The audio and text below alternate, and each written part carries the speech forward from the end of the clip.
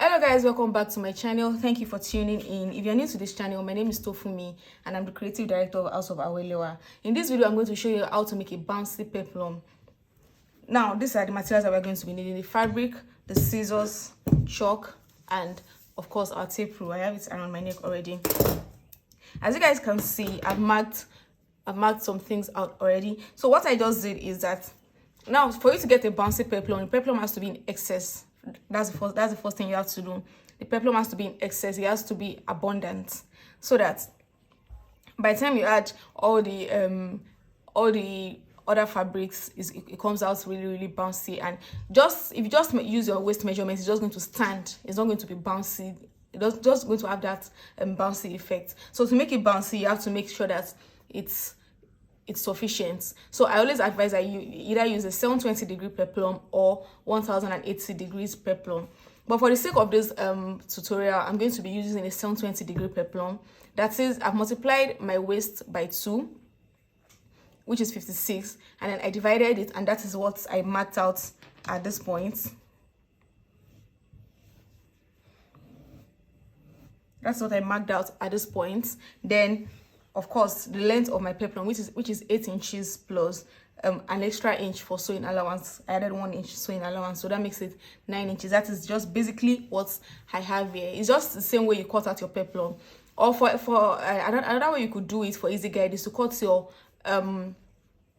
peplum twice. The way you fold your 360-degree peplum, you can fold your peplum like that, and then use half of your waist measurements to cut the circumference, the peplum circumference, so that it makes it, so that you cut double and then makes it fuller. And of course 360 times 2 is 720, but I'm cutting this one at once because the fabric can allow it. So that's what I'm doing.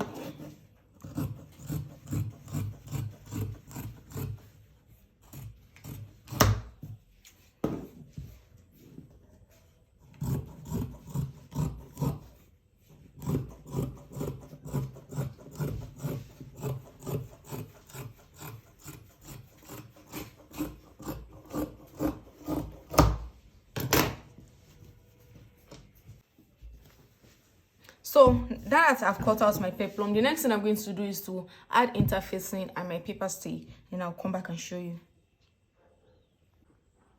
So I've added my interfacing and paper stay to the peplum. Can you guys see? Can you guys see it? So the next thing I'm going to do now is to join the peplum together with the lining. So join the peplum together with the lining, and when I'm joining the peplum together with the lining, I'm going to add crinoline at this edge and join it together with it, then turn it over and dust top stitch. So I'll go and join it together now and bring it back for you guys to see. So this is what the inside looks like. I've added the crinoline to it. This is the other side. So what I'm going to do now is that I'm going to turn it out like this. I'm going to turn it out.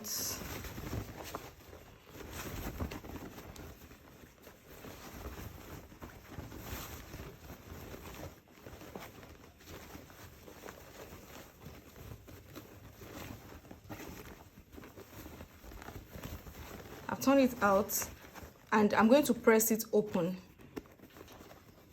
I'm going to use my iron to press it, to make sure that it's opened. To use my iron to press the seam lines before I now top stitch the crinoline, so that I can stay put to one place.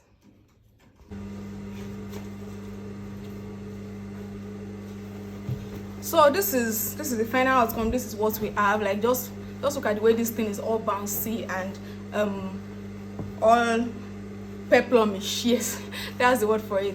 All bouncy and all peplumish. So this is what we have. I decided to join it to this upper body so that you guys can see what it looks like, and I very much love the outcome of this tutorial. I hope that you guys get it as much as you want to. I hope that it comes out really well for you guys. Also, if you have any video requests or any questions, please do well to drop it in the comment section. I'll see you guys in my next tutorial. Bye.